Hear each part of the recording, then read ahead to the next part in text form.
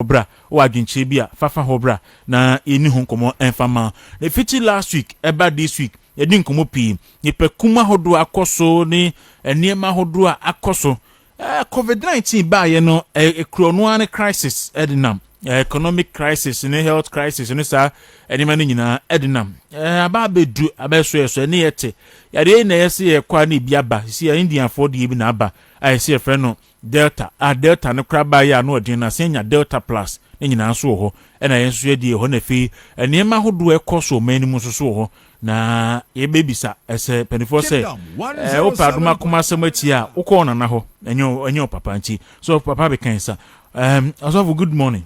Good morning. But no hunamu tsen Yami adomboko ele nyankopon ase yenso ye ho ye no pay na eja oman na ase mu ayi kakra na to akura kasa ne nkomodie ano pay so ye mo akwa ba se ye tunsa fra waje yeso na oni ebedi nkomo yeah.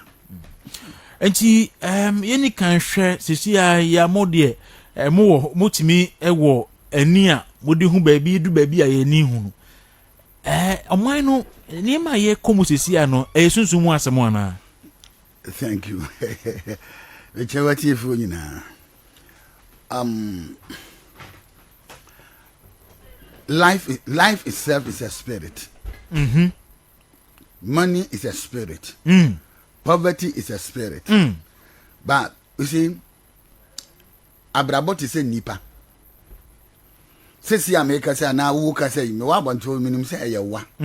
On the pageant. Your voice identify you.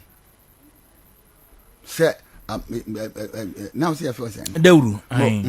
Your voice will always identify you as Deuru. But your voice will always reveal the personality behind the voice. So in every nation, no, enipa ye wom no say niema ekoya e ma ehun say this is Ghanaians. Ghana ni wan ga ba jam. But it take a crisis to reveal the attitude and the character of the people on the nation. Just in Crawford Takasa opeso hu be mesuma manisika na manitumi. Na adan nipa benyadi. Oh yeah. Enti crisis ya dia enu na ma eba ahun say obi tiemi a do you know say God intentionally through human mechanism every 100 years bia no crisis eba wiase.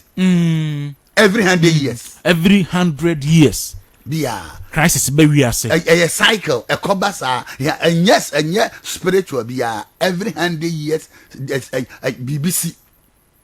Na adie na be si no, and then the determine say country no, when the because why ya wine.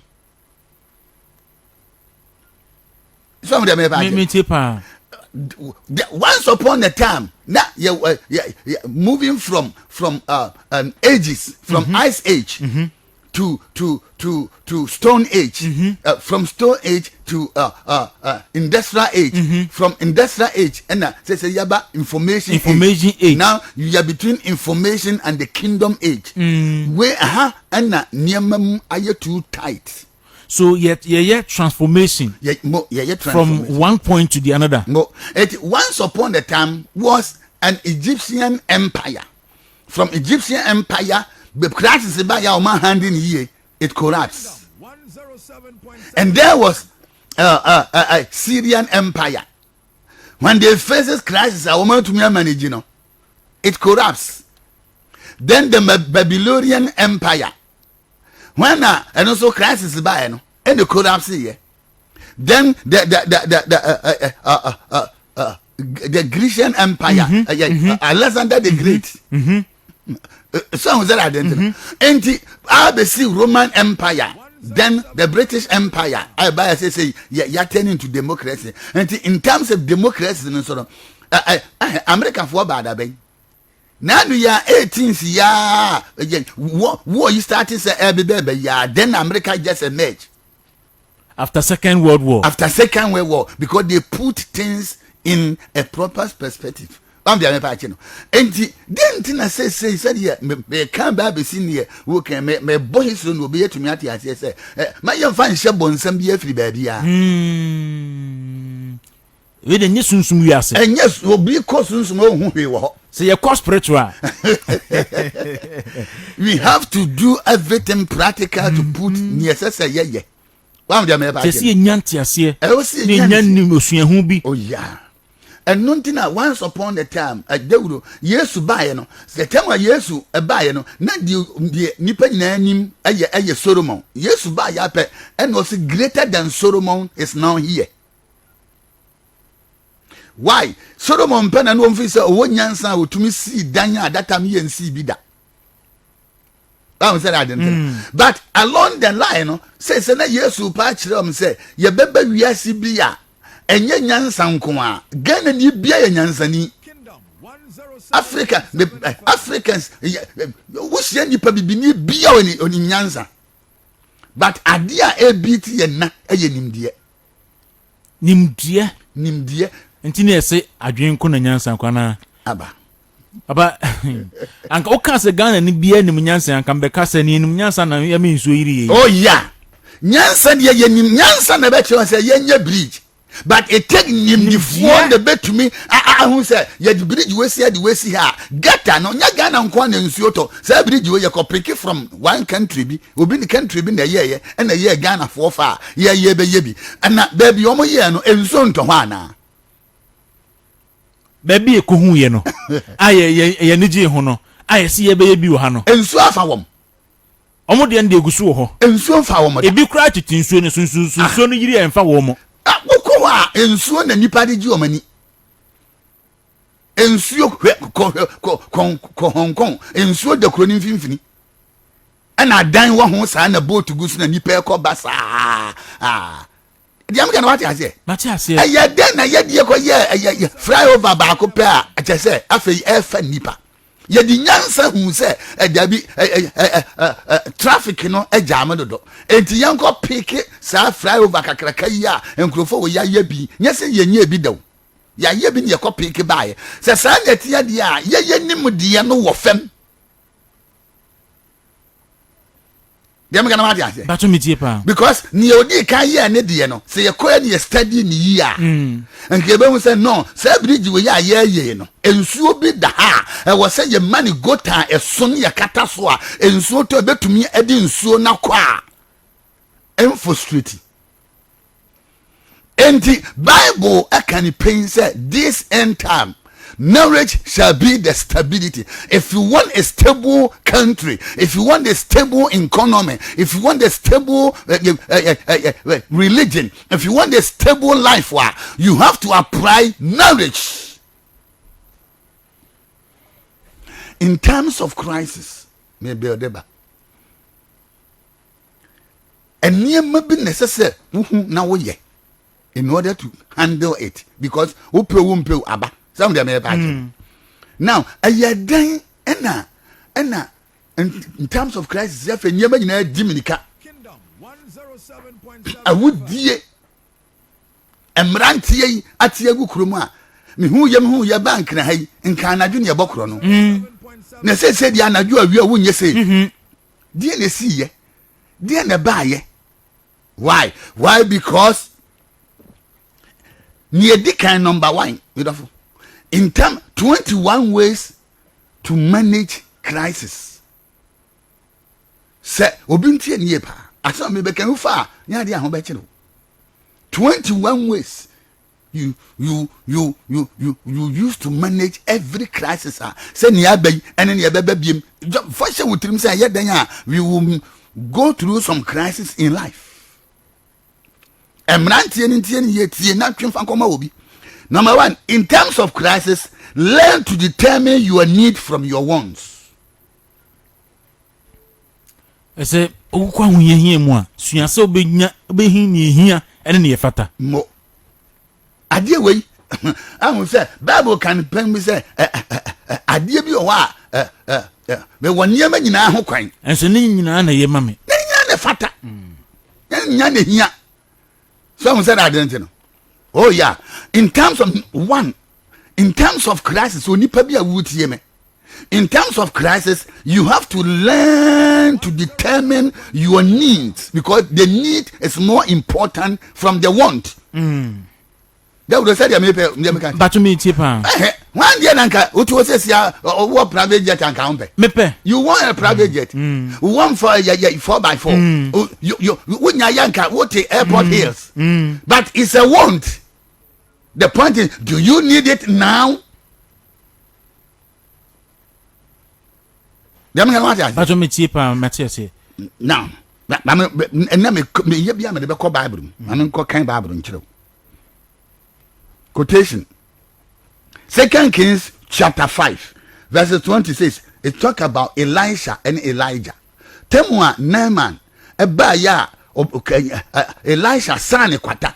Na papa ne de niema ahodoɔ 10 camels yɛmfa nanka 10 cars niema yɛma ɔde ma Elisha hyɛmen yɛ fa niema kɔ na brantie Gehazi odi n'akyi no adimirika akɔ hyia papa na daadaa no asa gye niema ne de yakosie entiti sɛ enamire ya enka van a yɛde aba sika ne niema wom na ɛkɔ ahu de me pa agye pepepe na mrantie huwa ko twesi papa na anim edi tuwa gyina ne so ne ebresu ye fe no special aid for no mo special aid ko na mkram mrantie ekuta atuo atwa special aid no na kyese o makoyire no na o magye niema no enti okɔgye niema no ena odi kosie ye ena osan ebegyina Elijah nim te sɛ de ɔnyɛ hwee no ena Elisha ebusa nsa na Gehazi ehe na akɔe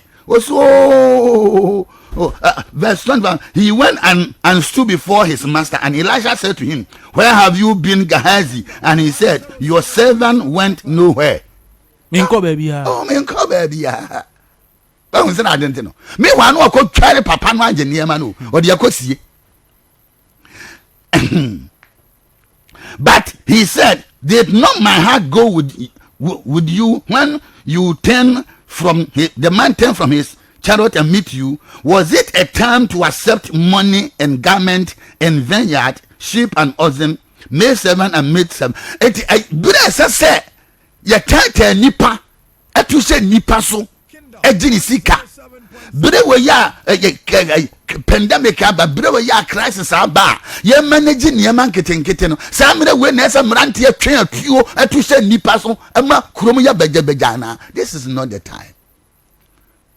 It is time I'm ranting in terms of crisis. Determine your need from your wants. From your want. Sika say Elisha or your man of God no ebusa branti and so samre we dey kochi sika. Sika nya wo dia no samre we eni ye kwayiri ni page. Sika papa ne de bre me no ade na manje. Me no de bre me na me se me mpe. Because of the season and the times we are in. And you say you chase sikabia emwayen. And you say ye niema bia e dia ho kire beba yen so. That is the biggest problem for the Africans, and especially this coming youth. Ni maba we yom social media. In terms of crisis, obia e so be survival. It is time for survivor. It is time you go for your need. Adie here e betuma odo obi wo sika che corona kum no. And ade we dem kan what ate. Papa say John ko dey so na we wagan. Ye case ka fancy say John. I'm say yes say John no say e yes we dey. Ono na obi a ye kan say bi ekunu Ghana ha betimi aka say any professor here no chade wo University of Ghana Professor Pangrun mu ne ade. Omo sika say mante nyina so mu nyina akọ. Once upon a time papa je kase ya na the whole nation no. Ntumi mpie ni ada e no wen. Okọ. In terms like this, you know, and you say mrante na ni bre we have to tell them the gospel truth. In terms of crisis, determine your want from your need. This is what is most needed. Minya ebeboa me. In terms of crisis, na dawuro ye need life be akeke. Send you make an what you say ba. Elisha ekachire Gehazi say sa yanya sa bere we na ye di sikasem si ye ni so enye sambre we ena mrantia ne maba wania brisi kagu social media ya niam ensem fata. This is not the time. Adofnom, it is not the time. How to manage crisis 21 ways. The first thing is to you determine your need from your want. Na tumi aboa said ya be ya wonko ya de bia won find yourself in want. I will say that here no. When you fail to determine your need from your want, at the end of the day you find yourself wanting.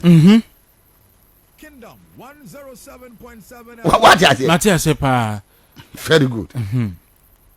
Number 2, we are dealing with 21 ways to manage crisis. Manage crisis. In terms of crisis, the kweno say nim bi am nipa say me wo me team. If you don't teach them, don't blame them.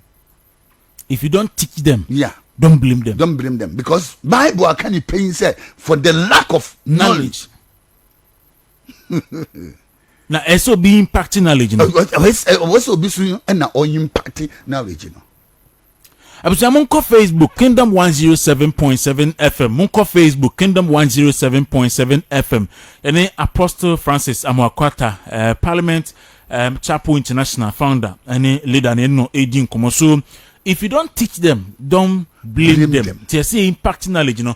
Knowledge you need try say be impact, you know. Because as of mine you do baby obia wa hu hia munti. Obia pribibia fa. Gidi. Now when him say teaching you, yeah, me teaching.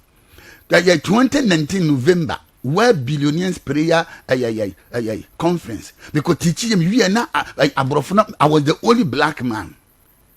We are not $10,000 from the Ashambutum. That's Shobutum. How to manage crisis urban. Either whether you are a billionaire or a millionaire, in terms of crisis, you determine your need from your wants. From your want. No matter who you are in life. And they were so shocked to grab it. Send your baby a crisis never quite you know.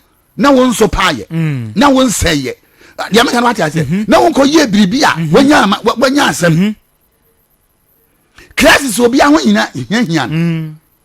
they would American what I say. It's one yam who be ya. I said to Brese Kitaun Sabusumi Kitaunsa. Yes.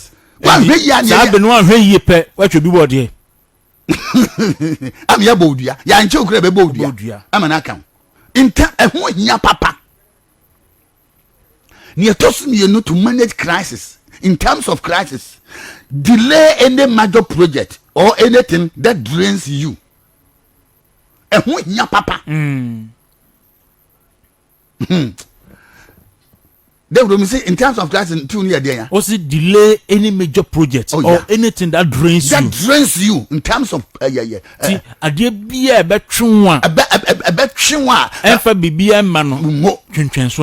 Swanson. Sebia who corona ma yen 2019 and now kwaje okoto asase and now started so pese we see abrosan from nowhere and now corona unity. And a win come akofem. And we income akofem. And just project no. I was a project no twen so wo dim nyansa.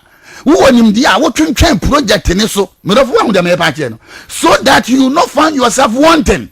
Because in terms of crisis so purpose na yema. In terms of crisis so ko obi ntanya omwa. In order so when you nwase no, you delay the project.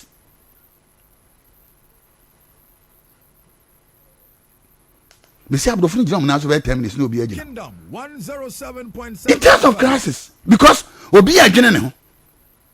Said you make no what in terms of crisis say kura ha de who income coffee me so me de coffee na me why de na wo kwaje why de na wo kwaje 2 obi amen yonko and kura de social distancing.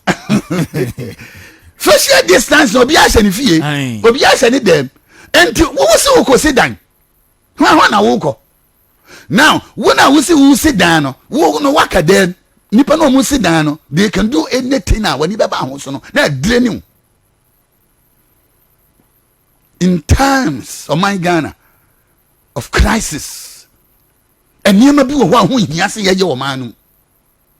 in terms of crisis, let's determine the need for the people, the need for the masses, the need for our hospitals. And when you say in terms of crisis, it's better to build hospital than to build church. Yourself for American. Kingdom 107.7 FM. Kingdom. In terms of crisis, or maybe you see Sunday, you see hospital. Save the life of the people first before they can worship. Look at India because of religion. What are they? Kingdom 107. Now hell has broke loose. And yes, in power. Baby, and dry videos ni na yare ho keke. Yes, yeah, because you call her I be see. Hey. Papa hu. Yes, yeah, Daniel. And the Debbie young kwa adwuma. And na sakra adwuma sa. Wo kwa ya be so. India yes nipa.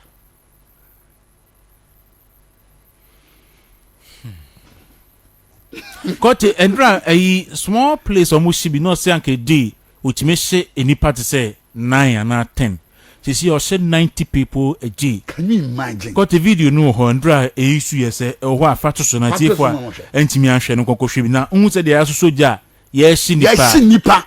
Yes, Ghana and the baby I do be an speaker. Siabonte. Ya many panning yansa. I didn't find Yajuma. And Yakwasio, why Yami Besso, where the Yaman nation nipo. Why was your for nation? Now, and look, I will cause our question is so deline so. We are betting at the bed on Sherry and what you cry knew so me and see Nipa.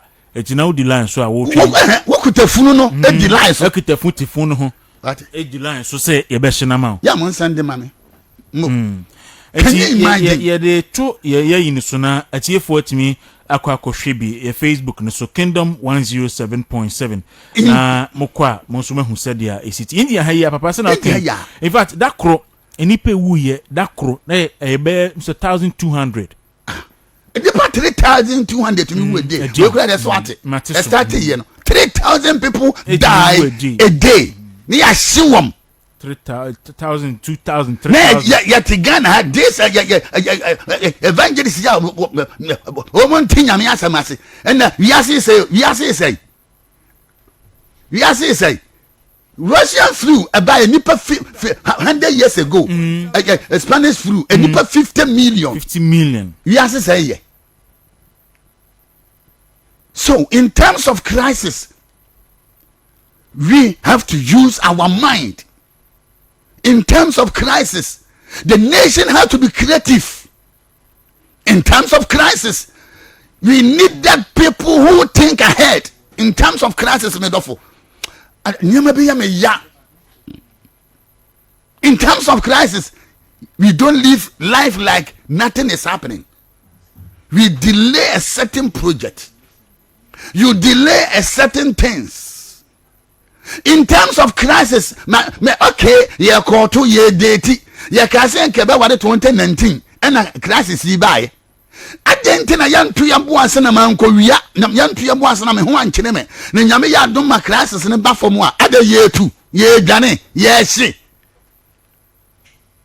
Now, said, 2018, yeah, gonna say, you better made of honor 20, member 20. A page was 20 wedding gone near 2 hours now there is a crisis. What are you doing? You delay the project for your sustainability no be antonka the one mokro no na wanima nwase. In terms of crisis, things are not normal. In terms of crisis, that is why we call it crisis. A term from difficult. We are not in the difficult times. We are crisis. We are crisis. The word crisis means you are almost to be crushed. It is a brain, your brea. Ye name fata. Any may here. Any it's me a. And see, Oberco Facebook, so a Kingdom 107.7. So, which you have do a feeding at Trust and a Panko Medini. on say ene ya the politics for no ekọ na efia de baby edu no emba to mbe ya MPPNDC no a die gina na gina ena nsuo na eyiri yeyo nsuo na eyiri yeyi nti nsuo na eyiri yeyi nsuo na eyiri enu akuma asemontin so enya asem ketwa nsuo nyomo kan ekosi san nsuo yiri yeyi ti omo ba no pay ya kan NDC for beka MPP for na ye MPP for beka NDC for na ye na egusu gina fa ko die gina na gina. Okay, papa video na ba video na abanti wo hu papa no se na covid no start foforo no na o hye enipa no amo de omo ba cremation no se cremation omo ye no omo hye 9 to 10 people in a day, but you see an ultimate hye 90 be no kra no like the capacity no enso na nipa ba ku bia be hye na it take 6 hours and sana wa share wi eti nti je nyina ye nipa enya je papa je ya hye ja ya so enyina o se ni ya hye nyina enipa na hye enipa na hye mu enipa na ye hye ne sa no enne mu no ebi kura mu aduomo ba no nti hu se kura mu a ehyehyom hu fitan no enipa akoro na eku mu wo India ho ene aduomo ba no nti enipa na efe aduomo ba na ebu ni so kesa ni edida ho nyina ye be hye nti ukwa na fe oto de ho na wo twen se be hye obi awi na onso ya kwa okose wo de ene ni American enti say yeah oh yam fa ya dwene en mobra yam fa ya wonim say and then yam so much India and papa ne oxygen cray a shortage ba nti say na kan sa bre ye bre a you see oxygen plant you see sabre ye bre a ye pay hospital beds ye pay hospital sabre ye bre a ye pay ventilators yam to V8 yan checkers. We save life. This is the time. Oh my good! Don't forget, AstraZeneca. AstraZeneca. Me ma what you mean? Yeah, for na. Omo. Tina na say me because omo kura na nso. Yeah, no imagine so. You forget it. Life is normal. After all, yeah, duru. We nipa omo yeah duru. Na omo adwene. Omo anye creative more. Say omo donso more than a duru omo ye no. And therefore, omo di kan. Now, I say me di kan. I can say. In terms of crisis, as I basis so you determine your need from your wants. Omo yeah, a duro no a omo koton wa abontin because they want money. I will say a muba yeah dene no. Now a duro ni how to provide to protect them. Now the same a duro no America for toya no hold yeah. America have to bring a duro in their fire and back to them. In order to save them. Papa, India for watch Mama Ghana for common ventilators are near some ketwa. Yakuma 150. Last month, yes, I could India for Nema. As I watch Naba. Ejani, Papa Ejani, I send the son. Yedi Beshinipa. Eja. Yedi Beshinipa. Shinipa. Yedi Beshinipa. Enti nyawahina ye hu say yam person nipa no abebio madwene ma ye adwuma na ye be ko hero bi chen we David head bi chen we enipa na gina ho enipa ne guo sa no nipa na guo a ye hye wom no enti let's use our creativity as people because we were created from the creation, we were created to recreate from the creation. Again, we were created to recreate from the creation. Ensuo na festival in the name of religion. Nipa ina ko gu mu a wo mu nim se ensuo sa festival mo ye no. Enema ade no kosoro sa no. A tipiti wo mu nyina so in the name of religion. Instead of saving themselves, instead of delaying that project, that festival, say pandemic aba, crisis aba, and tiafu we nkwa de mama yam postpone. No, we will do it because it is a religion. Now the religion couldn't save them. The river couldn't save them. And uko nsuo no nyina ya siesie funu ho. And so be a problem for India. Nsuo betoi munsu asan ya beto no e betu safunu nyina ko gu nsuo no ye wa hen no be no asemu papa na me hu ejam ne sa me say me hwe na mo twa efi soro sa no na hwe se ne a yes nipa we just say that nipa papa ya o kasa o video mu na bi ye cremation on na hwe ho no na o say oxygen hospitals nyina oxygen ni ho tie ne e say odno akofa body na odin papa hu say atwa fi soro sa na ji asoso nyina nipa nipa ham say we mu bebo we kra na yan nipa o say ene nipa eji abobo na kuaku nyina nipa ne gumo nipa ne gum nipa omotisa wo omotisa me na dawro yashi wo mu no because they fail to use their minds and then na go bureshi dwam ya omadin na dwam ya nche nose mask inkita sanitizer obiso yare bia ni ho omoboa yade bia ni ba bia nipa na yade na wusie ni ho no akum wo mu no am dem pa anti crisis no na ewo mu papa crisis no na ewo mu no 81 now I will say because the Indians fail to manage their crisis now they have crashed dem gonna what I say anytime you fail to manage your crisis you will be crushed na wiase nyina hu wani mu wase 107.7 ni awurade nyankopon efun ni yatwe na sesa kosi ekose enti e ko Facebook ne so Kingdom 107.7 e bia na won so kan mo nyiri se covid ni e ho no on kan ho a na kokohwe bi na ayifo yenu quotation say ofi kofodua e bankan or one of the air condition bases mu omodua bri na omutie enti mo amutie anopai e wo air condition base fi kofodua e bankan modua bri no etia mu nyina na mo wo Facebook a mo nkonkohwe bi na mo hwesenia ya hyehye nipa ye hye wom na ya say anka we enye say ye breniti a anka me the voice ne betum na wati nipa ne bi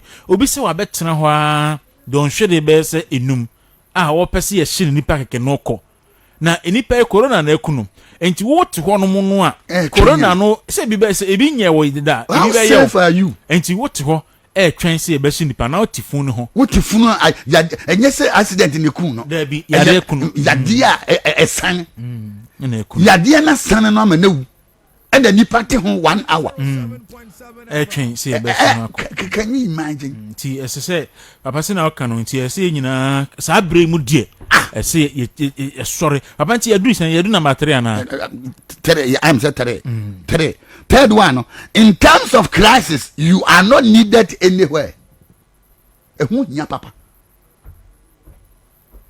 sisan su bi 21 ways to manage crisis na me fa we kura ntwato say in terms of crisis you are not needed everywhere. You are only needed a specific place at a specific time for a specific people.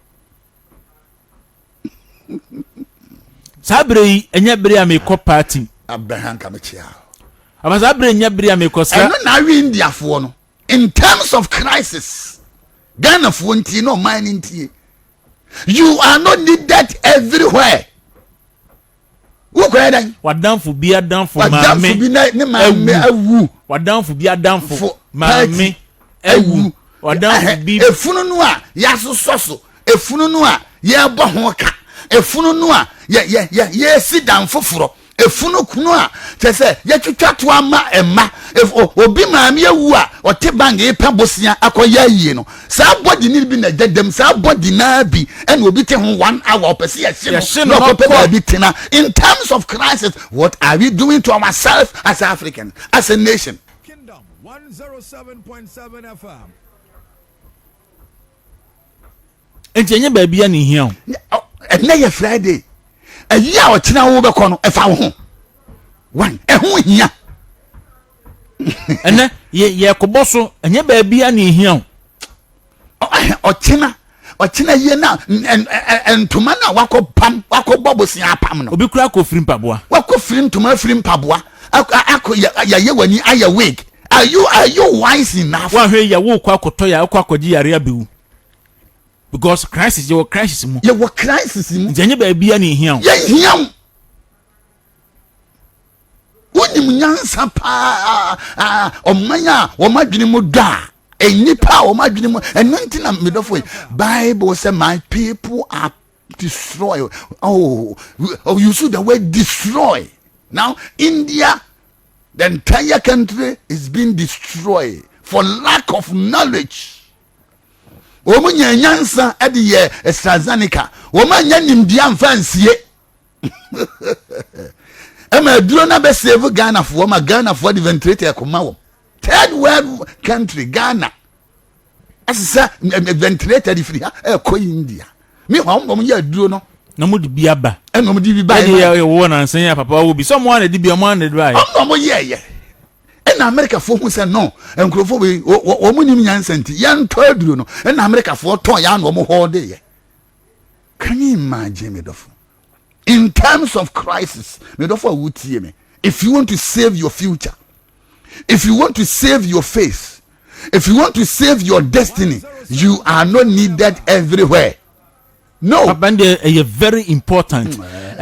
Minia Jones, I will Dodoa District Hospital. I say, anope de ru ye bium na message no e deep. Enti ye tie I will Dodoa District Hospital. So Dodoa District Hospital for ye tia mu nyina na agiri sem ho ye Jones anope michia papa. Enti papa Jones say o tie me Jones enti tie o ye say you are not needed everywhere. You are not needed everywhere. You are needed at specific places.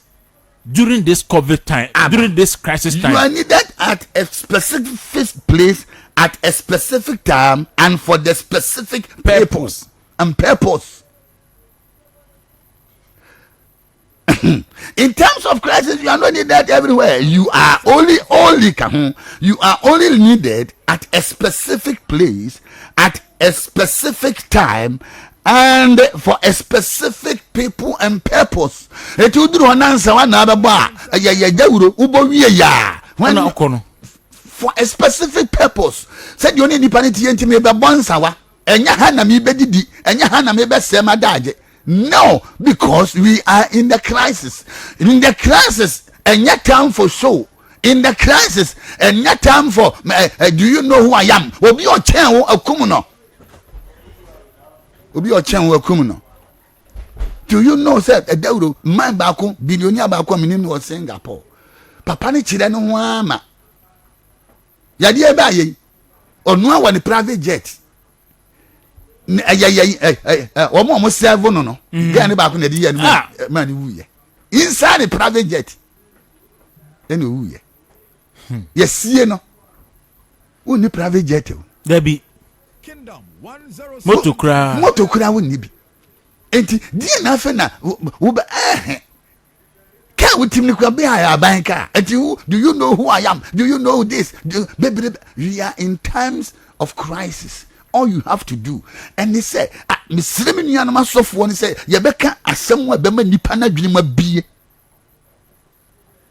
Then say yesu beba because wapa can also say one chire wo mo a emo mosombo enti mosoma sede say nyankopon anipa mo chire enipa no kwanpa no enipa na yeden adi so ma nipa na dwene mu do nipa na dwene mu da ho ma nipa no ho ne yesase oye me se tango say na ye Friday mi bu sa o sa o china aye na wagye aboso no oye wo fa oye wo brada aye anti o china wakopam ntoma afiri no kwa ba betua sa time we no nyansa pa ben enewom me busa se sa funu na modi ahyem wanyi funu no ahye ho no a chese entimu tua mo kyereka the same funu no obi te ho a opese yehye no no ye free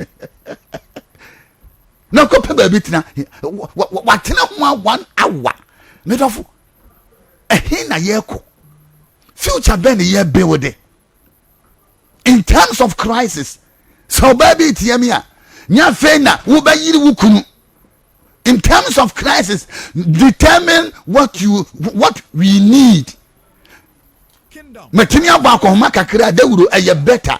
Let's survive. Etu yankran school fees kakra. Etu yankran no wa ye ba ye putupurum yesi ya bi school. Putupurum ama betena putupurum say ya say bibia ya fire service approach. And then jasu na so o wo bio ni bio e so penade ko baby I do no. Baby you do no. And okay, John chapter 4 verse 5 Bible say and Jesus needed to go through Samaria.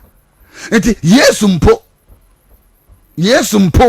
baby okọ it was needed, otherwise nkonko abba many masofo. In terms like this, let's present the meaning of the Bible and not the saying of the Bible. In terms like this, said the beya a nipan ho beto said the beya nipan be said you beto to manamo wa, because a yet then after the corona, after the crisis, then what? Are we not going to continue our life? 100 years ago, 50 million a year. Spanish flu. Nipa 50 million. And the woo 100 years 1918 to 1919 to 1920. We put the ebre so ye manim diaba sa abre no. Sabrina. Nipa kru we krabi akra na ebro sa because entimi anka. And so Sabrina, wo mi ye no, nya fa development plan ya be sin there. 100 years no wa hu say the we are develop. Because ade bi e beba no, wo mo mpeso mo bobra no, etena ase. Na wo mo sua lesson afrim. Ade bi e beba no, enipa na tena ase. Enye se, che se, ye de all you need is religion. And che se, na wa hu say, and there be you. After that, then what? That is the most important thing. 21 ways to manage crisis in the world. As some may catch the billionaire 12 private jets and a buy. And when we did not so bomb on some, and we say, no, as some way American, it is their life, it is their destiny. And American be 3 1 pay. Beautiful. What can't you? Papa Scana is $10,000. Me say, and your mother man, and I say, oh, dear, would any free. Abba. Unya kwa kran to correction. Enti nipa bi obi nyo se makane ya kire. Makane ya kire wa no pai. 21 ways to manage crisis. The billionaires, the millionaires understand this asema be kind very serious. Say no asema brante yi kan. It's our life. And ma kan kire free. Jino mo naso sa we mo mo ska no dia be she motom we mo no be she because do office me hotel yi $10,000 because am dey ko bo mo bra fa bo wo bra na nsi yi me dofo fa bo wo bra na ye nya ye hunye sese ye ya dawroi emrante ya mukura tuwe ko ba de obi nya aya pia pressure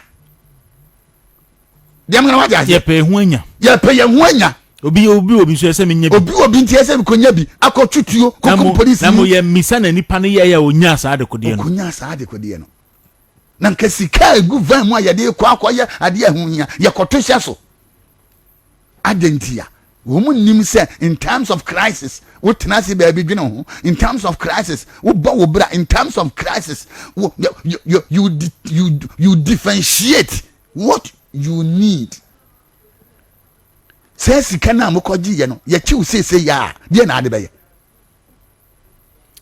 ese onipa nya wiase ne manyina no hwe ne krankwa ade na aka wo mo yesi wo mi e bi obi tiba bi pa chen America doctors do ahin de wu ye wo mo even ye doctors no bebre over 200 bebre had died and gone bebre Ghana doctor Penny Palmer a bankrupt to private jet. Emi de ko na yesi aduru bi betimi asustain na koma ye kese na Kenya ne wo emi to presidential jet ne ko Kenya si enko gi aduru no me ye de aduru no be due ne wawu Professor Pangru ni dina ya mitimi moni o cha de University of Ghana to Ghana private jet ko ye enso ba no aden wa ye nyame dia o come off in terms of crisis you know necessary wo ye the most important thing and he said we to me oh my goodness abusia papa ho me so kakra ma me nanu musu nana ya ohene wa papa bi se dawru anopa ma biemu onungwa papa na kaje papa se message ni powerful nti ohene wa anopa yenso ye da wase to ko Facebook Kingdom 10